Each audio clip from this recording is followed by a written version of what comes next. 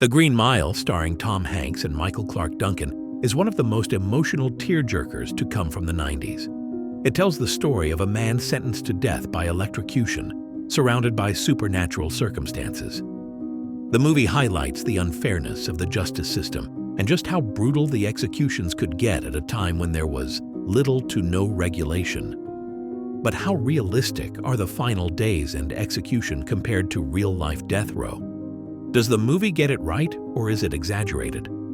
Let's find out together.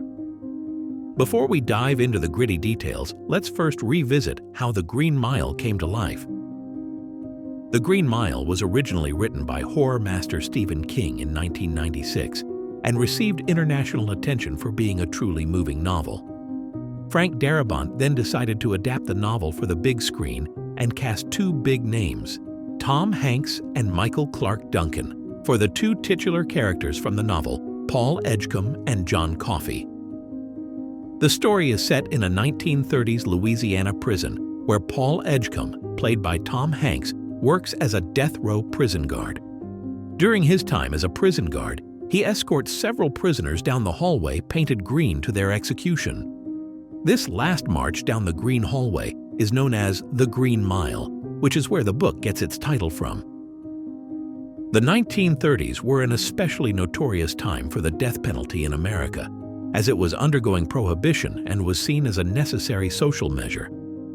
Some believe that as many as 150 or more people were executed each year in the 1930s.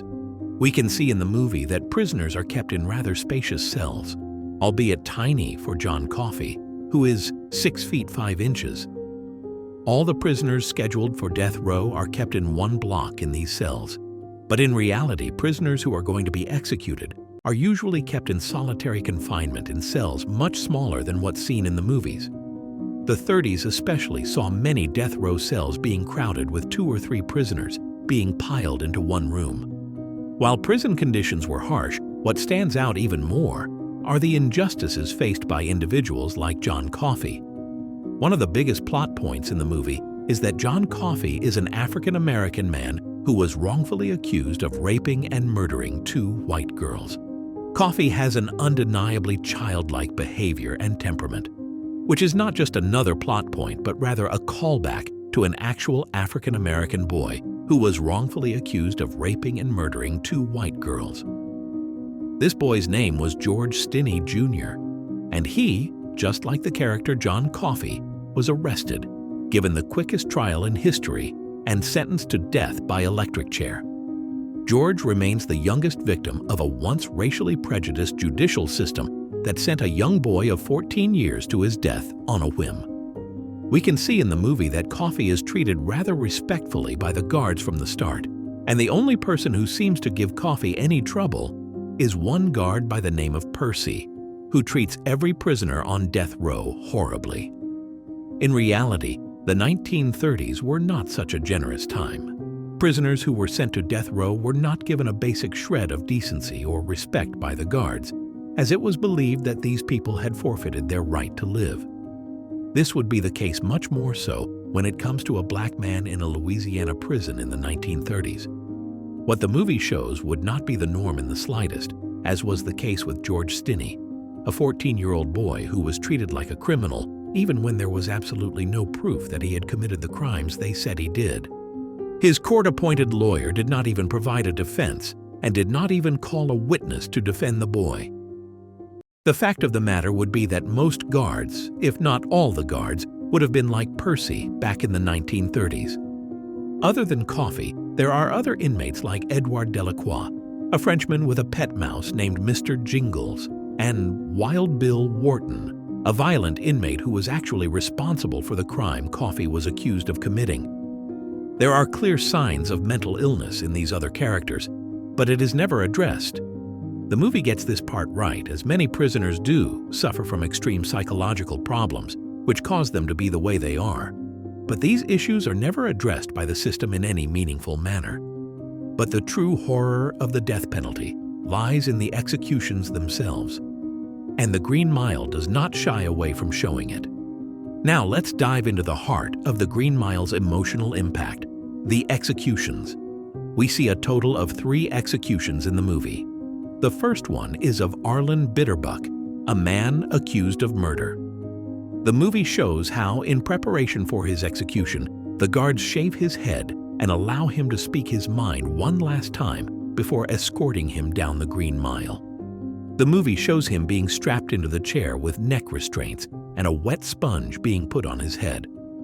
This scene is extremely accurate except for one detail, which is that in real life, the legs of the inmate would be shaved as well, because wet sponges are usually placed on the left and right calf to ensure the current travels through the entire body. Paul and the other guards then step forward, while the families of the victim and other witnesses sit behind them to watch the execution. While Bitterbuck sits hooded on the chair, Officer Howell, played by David Morse, steps forward and tells Bitterbuck that electricity will be passed through his body until he is dead in accordance with state law, and prays that God has mercy on his soul.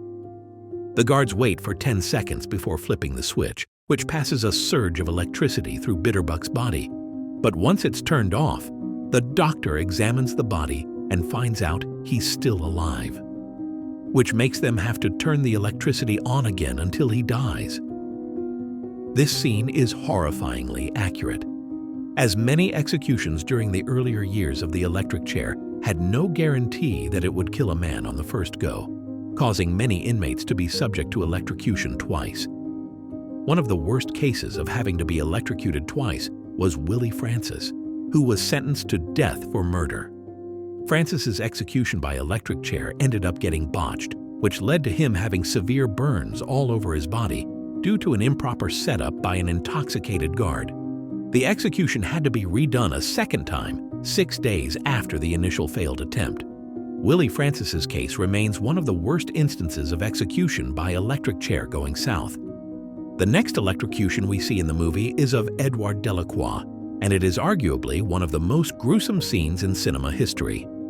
Delacroix, who was condemned to death for his crimes, is strapped into the chair by the officer Percy, played by Doug Hutchinson, who purposefully does not wet the sponge deliberately to drag out his execution. By the time Edgecombe and the other officers realize what's happening, it ends up being too late. Instead of the electricity being quickly conducted through the body by the wet sponge, it instead acts as a resistor, which causes the body to severely burn and get cooked from the inside out, eventually causing Edward's body to catch fire. Delacroix's death is apparently inspired by a real-life execution that went south as well. Stephen King drew his inspiration for Delacroix's death from the execution of Jesse Tafero, a felon who was convicted of capital murder.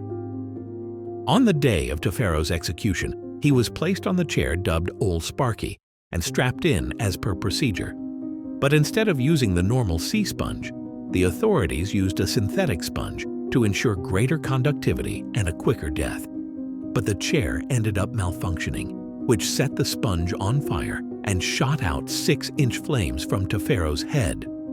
There was talk among inmates that the chair was fixed, that is, tampered with, by the authorities to ensure Tafero's death was much more drawn out and painful, just like the movie. While the execution of Delacroix may be mildly exaggerated for the sake of cinema, it certainly isn't too far from reality.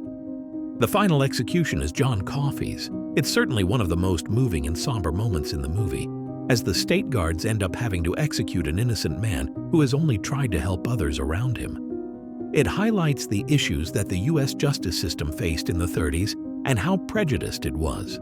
The Green Mile, while not accurate as a whole, does show the execution of its inmates in a gruesomely real manner.